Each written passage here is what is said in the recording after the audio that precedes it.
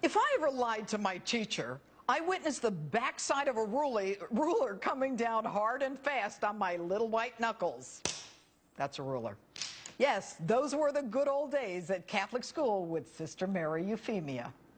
And later, when I was elected the DA, if a staff member lied to me about a case, well, I don't want to say that I used a ruler, but you figure it out. And when I was a judge, if a lawyer or a defendant lied to me, they went directly to jail.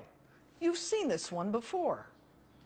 If I hear anything other than guilty or not guilty, you'll be in contempt. I think I get the point. No, I don't think you do. You're now in contempt of court. Let's go.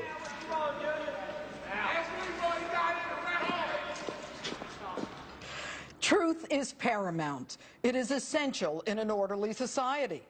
As a judge, I would instruct juries that if a witness lied about one thing, they could disregard the witness's entire testimony.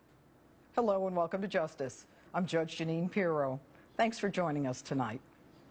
This week, after Jay Carney said it was the Obama White House that made the decision to stop those White House tours, President Obama, in an interview with ABC's George Stephanopoulos, said that he never made the decision to close his house.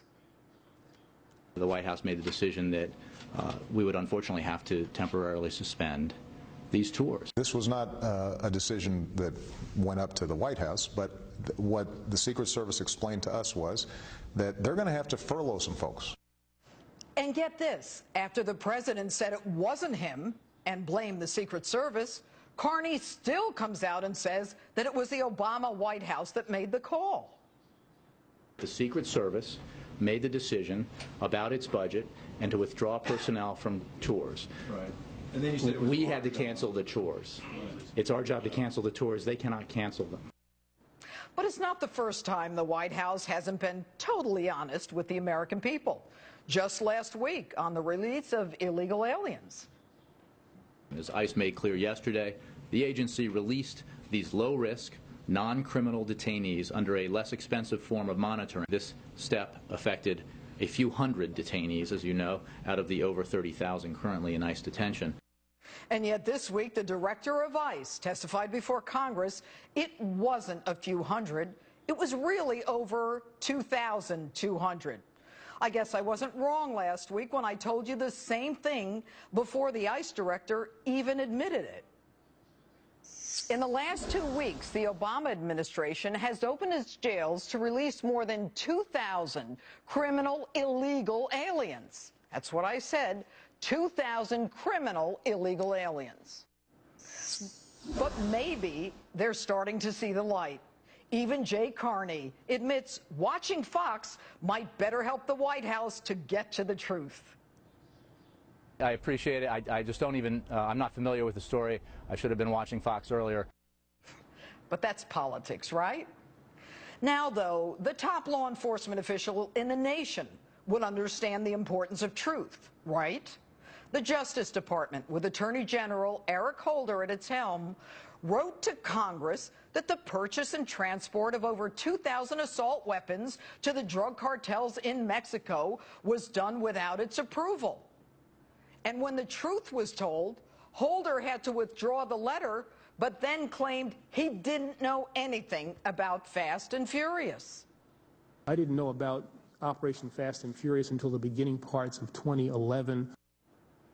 So once you're caught in the lie, dead to rights, the lie changes to, I didn't know. Just like they didn't know Ambassador Stevens wanted more security. They didn't know it was a planned terrorist attack.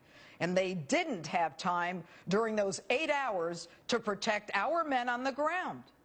They just didn't know. I was not personally aware of any request. We did not know. And it was really over before, we had the opportunity to really know what was happening. What difference at this point does it make? So they didn't know, or they just don't care. And if you can't lie and you can't say you don't know, then you do that old Washington two-step, it's not what it seems.